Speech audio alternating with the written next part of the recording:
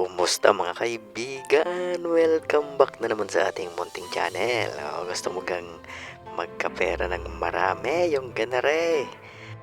Alay, digay paldo.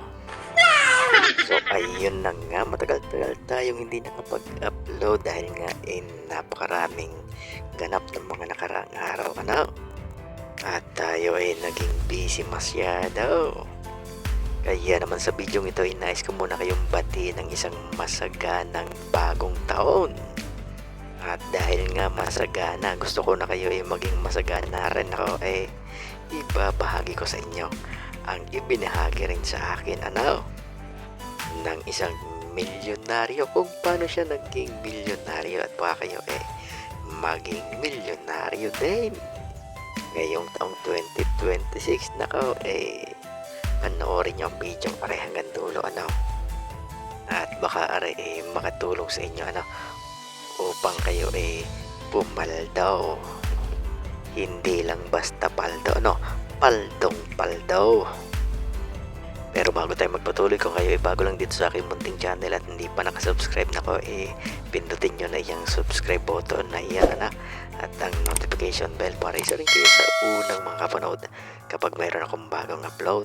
So ayun na nga, alam nyo na mayroon akong isang kaibigan na naging milyonarya So wala naman siyang negosyo, hindi rin siya nakatapos ng kolehiyo, at kaya naman imposibleng siya maging kontraktor So siya isang magsasakal, hindi pa sa kanya yung ganyang sinasakahan nakikisaka lang siya. Pero alam nyo ga kung paano siya naging milyonaryo? Tumaya siya sa loto. So sa mga nagsasabi dyan na walang nananalo sa loto, meron at marami sila at isa na siya raw. So sinasabi rin ng iba na mahirap manalo sa loto, mas madali pa nga daw ang tama ng kidlat kaysa manalo diyan. So tama naman yun, at yun ay nasa kanya-kanyang swerte at panahon lang. At dahil nga naikwento niya sa akin kung ano ang kanyang sikreto kung bakit siya nanalo, ibabahagi ko rin sa inyo upang kayo manalo rin. Malay nyo swertehin din kayo sa kanyang tulad ng kanyang ginawa. So ayun na nga, isang araw binisita niya ang kanyang sinasakahang palayan at nakita niya napakarami ng kuhol. Alam nyo ga ang kuhol, yung snail, yung suso na nasa palayan. So yun umuubos ng mga dahon ng palay. Yan peste o salot sa palayan. So ang ginawa niya kinuha niya yun, may dala siyang timba at doon niya isinlate.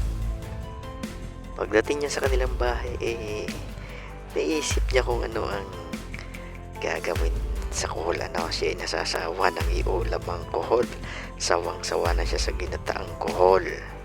So pumasok sa isip niya na laruin yung mga kuhol. Naisip niyang lagyan iyon ng numero bawat isa hanggang 49.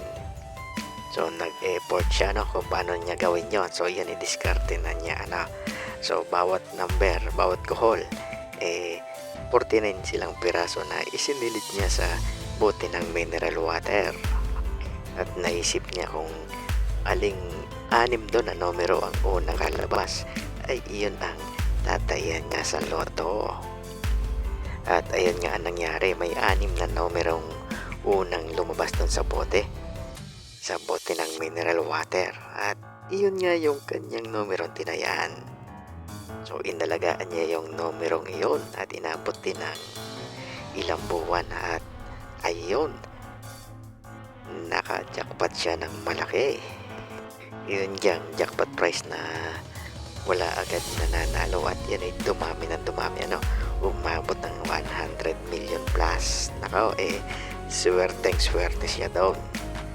So anong nakuha niya yung kanyang premyo, naging simple pa rin lang siya silang mag-asawa lumipat sila ng tirahan at hindi na sila nag-saka doon sa sakahan na yon, sa palayan na iyon. Nagpaalam na lang sila na magtrabaho dito sa syudad. At hanggang ngayon ay simple pa rin ang kanilang pamumuhay, ano. Hindi mo mahalata na sila nanalo ng jackpot sa loto. Kaya naman mga kaibigan, kung gusto nyo ring maging katulad niyan, ako gawin nyo rin iyan, ano. Manguha rin kayo ng maraming kuhol at lagyan din ninyo ng numero bawat isa, ano. So kung gusto nyong manalo ay sa 658, kumuha kayo ng 58 na kuhol at lagyan ninyo ng numero 1 to 58, ano. Kung sa 649 49 na kuhol ang inyong isisilate sa kung saan inyo gustong isilate, ano. At iyon ay may butas lang na dadaanan nila, yung kasya lang sila. So paalala nga pala mga kaibigan, dapat buhay na kuhol. Yung malaw na kuhol lang inyong kukunin, yung buhay, ano. Dapat lahat ng isisilid ninyo sa paglalagyan ninyo mga buhay. So kung sa 645 kayo tataya, di ang gawin ninyo 45 pirasong buhay na kuhol ang ilagay ninyo. At ang bawat isa nun may numero hanggang 45. At tulad din nga mga kaibigan ng kuhol, ano, kung gaano yan katsagang maglakad, nako dapat matyaga rin kayong tumaya, ano. Hindi agad iyan lalabas ng isang tayaan nyo lang. Kailangan nyo rin iyan na alagaan at magtyaga at lalabas din pagdating ng tamang oras para sa inyo. So ito ay sa mga naniniwala lang mga kaibigan, ano. Kung kayo ay hindi naniniwala, huwag ninyong gawin, ano. At isa pang paalala lang mga kaibigan, ano, hindi ko rin alam kung kayo maka-jackpot din, ano. Yun ginawa lang ng kaibigan ko na nagkwento sa akin at ibinahagi ko lang sa inyo. Baka sakaling umepekto rin sa inyo ang swerte, ano. So ayun, hanggang sa muli. Good luck, God bless at ingat kayo palagi.